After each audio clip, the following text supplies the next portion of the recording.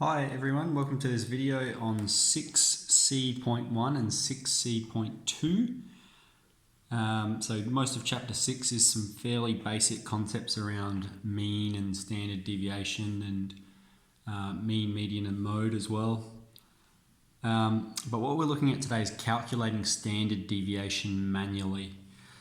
So primarily just some terminology.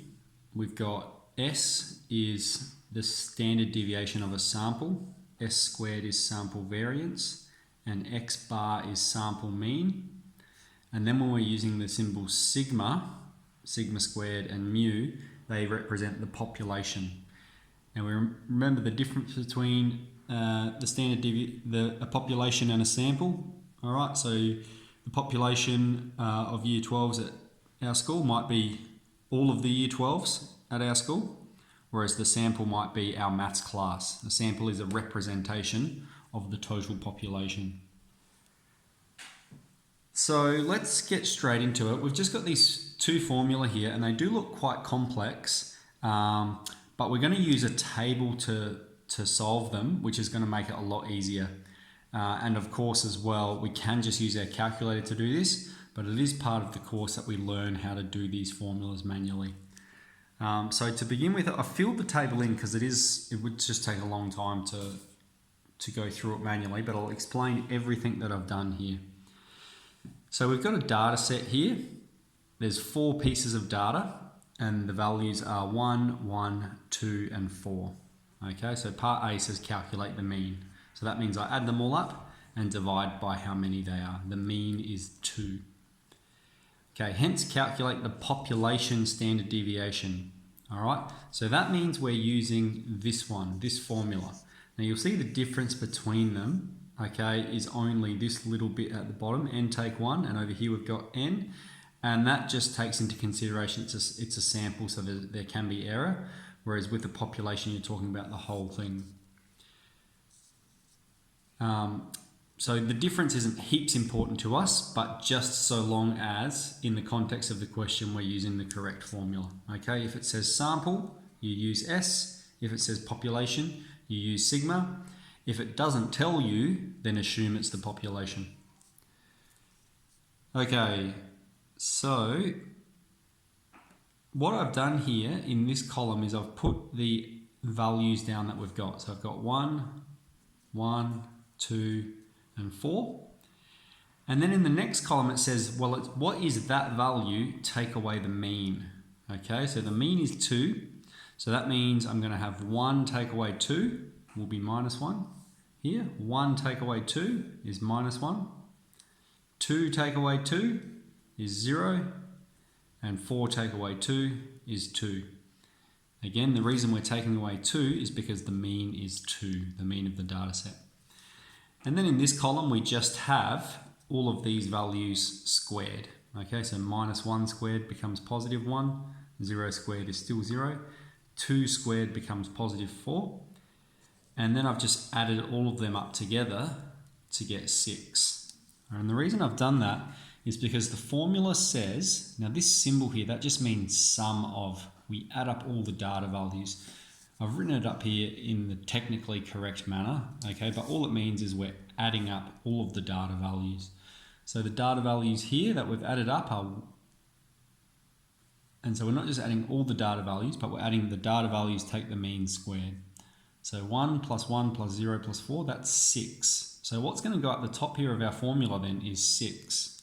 So we've got the square root of 6 divided by, and our number of samples is 4, or a number of pieces of data, sorry, is 4. We've got 1, 2, 3, 4. 4 pieces of data. So that's the standard deviation, and we could simplify it to be like that. And we could even express it as a decimal. Okay, in the next part it says, hence state the variance of the data set. Now variance is new to us, but it's just another way in which we measure the spread of a data set. And we look up here, if sigma is the population standard deviation, well, the variance is just sigma squared. So what we've got is we're going to have the square root of 3 on 2 squared. That would just be 3 on 2. Okay, moving along to the next one. This is 6C.2. And the difference here is that we're getting the standard deviation from a frequency table. Okay, so down here, so the formula is different. All right, down here we've got a frequency table. And I'll just explain what that means again. So we've got the number of goals kicked by an unnamed footy superstar is, and he kicked 0 goals on 8 occasions. He kicked 1 goal on 5 occasions, 2 goals on 2 different occasions, and 3 goals in 1 game alone. So if you wanted to write out the whole data set, okay, you would do it like this. You'd go, well, we've got 8 times 0, 4, 5, 6, 7, 8, all right? And then we've got 1 goal 5 times. So 5 ones, 1, 2, 3, 4, 5. 2 goals 2 times, so 1, 2, and 3 goals 1 time. And then that's the whole data set that you've written out, okay? So then from that you could find the mean, median, and mode if you prefer dealing with a whole data set as opposed to a frequency table. But we can still perform those same calculations from the frequency table. So what I've done to begin with, we've got 0 goals, 1 goal, 2 goal, and 3 goals going down this column here. And then the frequency, okay, so he kicked 0 goals on 8 occasions, 1 goal on 5 occasions going down. And then I've got the total. And what the total frequency tells us is how many games he played in total. All right, clearly we've got 0 goals on 8 occasions, 1 goal on 5 occasions. And so this is the total amount of games that we're talking about. Fx, that just means the frequency times the value. So 0 times 8 is 0, 1 times 5 is 5, 2 times 2 is 4, and 3 times 1 is 3. And then I've got the sum of f of x is 12. So this means this guy or girl kicked 12 goals over 16 games. All right, this number here is the total amount of goals he kicked. 12 goals over 16 games. And so his mean then, his average is the frequency times the value, the sum of the frequency times the value, divided by the sum of the frequency. So we'd get 12 divided by 16, which simplifies to be 3 on 4 or 0.75. So we've got the mean of the data set. All right, just to state that again, that was the total amount of goals over the season divided by the total number of games over the season. On average, 0.75 goals per game. In the next column here, I have the value, take the mean. Okay, so if we go back over here, here's our value, 0. Take away the mean is 0.75. 0 take away 0.75 will give me minus 0.75. 1 take 0.75, 0.25. 2 take 0.75, 1.25. Okay, and I've just calculated those. In the next column, we're just squaring all of these values. Okay, and in the last column, we've got these values squared and we're multiplying them by the frequency. So 8 times 0.5625 is going to give us 4.5. 5 times 0.0625 is going to give us 0.3125. So that you're just following above what it says up the top of the column. So I've calculated all of those. And when you add all of those together, you get 13. Now this is the formula for the standard deviation from a frequency table. It's the sum of f times x take mu squared divided by n. Okay, so we've got the sum of f times x take mu squared is 13.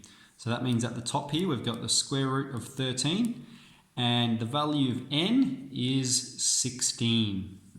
All right, there was 16 games in total. And so that's fine to leave it like that. We can't simplify this as it's a prime number, although we could convert it to a decimal. So 13 divided by 16.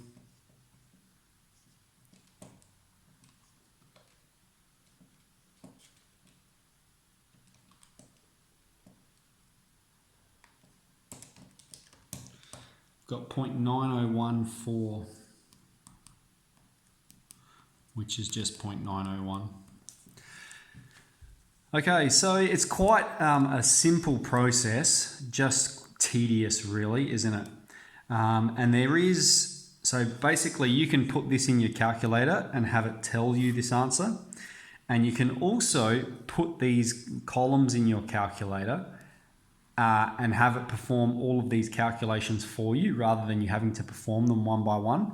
But we will show you those operations at a later date. For now, I just want you to wrap your head around doing this skill manually yourself.